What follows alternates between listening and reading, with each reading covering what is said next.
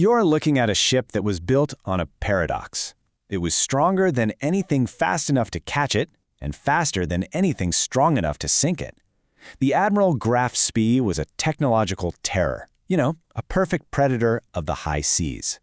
So how on earth did its story end, not in some blaze of glory, but like this, a smoldering wreck at the bottom of a river estuary? So today, we're going to unpack the incredible story of the Admiral Graf Spee's final voyage. And believe me, it's a tale of advanced technology, high seas drama, and a truly impossible choice. Okay, let's just dive right in. To really get how the Graf Spee met its end, you first have to appreciate what a complete technological anomaly it was. The British actually gave it a nickname that stuck, the pocket battleship. And this definition, it perfectly captures its brilliant, absolutely deadly design philosophy.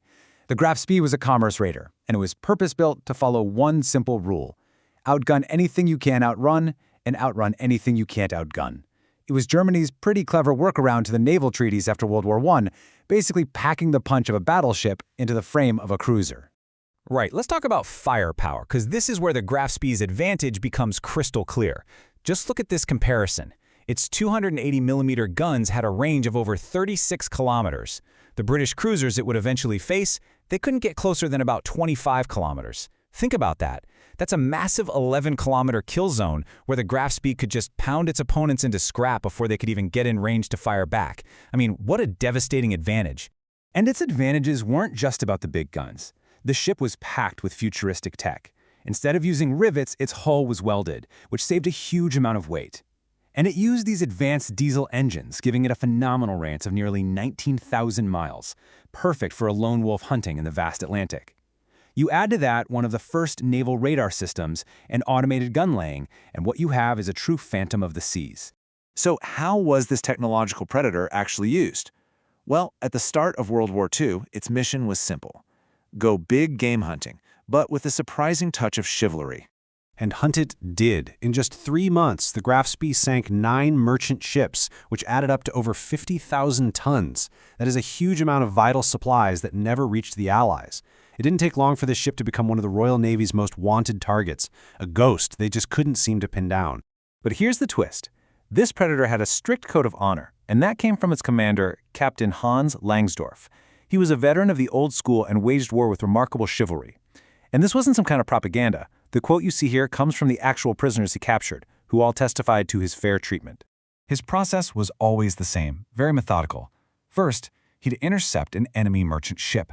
Second, and this is the most important part, he would make sure the entire crew was safely brought aboard his own ship or his support vessel, the Altmark. And only then, third, would he sink the empty vessel. It created this bizarre contrast, a highly destructive mission carried out with the utmost humanity. But, the hunt couldn't last forever. The British were closing in, desperate to stop the bleeding in their shipping lanes. On December 13, 1939, near the mouth of the Rio de la Plata in South America, the hunter finally became the prey. And here you can see the trap starting to take shape.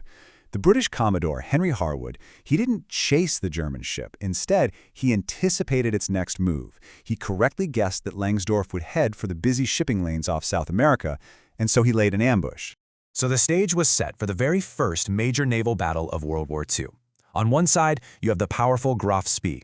On the other, 3 British cruisers, the heavy cruiser Exeter and the light cruisers Ajax and Achilles.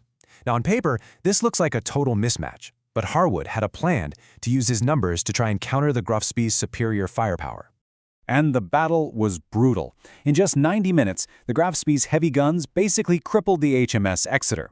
But the smaller British ships, they swarmed it, landing around 20 hits. And one of those hits was fatal, but not in the way you'd think. It didn't punch a hole below the waterline, it destroyed the ship's freshwater processing plant. Without fresh water to cool them, those massive diesel engines couldn't make the long voyage home. The Graf Spee was mortally wounded. So, wounded and with his ship unable to make the fresh water needed for a long sea voyage, Captain Langsdorff made the fateful decision to pull out of the fight and seek refuge in the nearby neutral port of Montevideo, Uruguay. The Battle of Cannons was over, the Battle of Wits was just beginning. And now, the clock started ticking. Langsdorff was granted just 72 hours in port, according to international law. As you can see from this timeline, it was a countdown to an impossible decision. There was nowhere near enough time for major repairs, and with every hour that passed, the diplomatic and military trap was closing in. This is where the British played their final card, total deception. While their damaged cruisers waited just over the horizon, British intelligence started broadcasting fake radio signals. They created this illusion that a massive fleet, including an aircraft carrier and a battlecruiser, was converging on Montevideo. So Langsdorff wasn't just trapped by battle damage anymore, he was trapped by a brilliant bluff. Langsdorff was faced with an impossible choice: stay in port and be interned for the rest of the war, or sail out to face what he believed was certain: total destruction. He chose a third path, one he felt would save both his crew and his honor.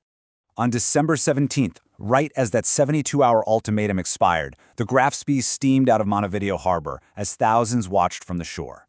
But instead of engaging the British, the ship just stopped, right outside the territorial limit.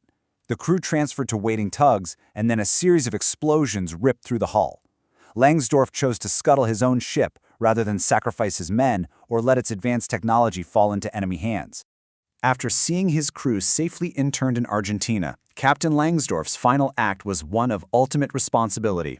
2 days later, in a hotel room in Buenos Aires, he laid out the battle ensign of the old German Imperial Navy, not the Nazi flag, and took his own life. For him, the captain always goes down with his ship, even if it's on land. And this really is the story's lasting legacy, a profound question of leadership. In a total war where fighting to the last man was often the expectation, Langsdorff chose to save over 1,000 lives at the cost of his ship. So what do you think? Was it cowardice, the ultimate act of honor, or was it simply the most logical move for a pragmatic leader who had been completely outplayed? It's a choice that people still debate to this very day.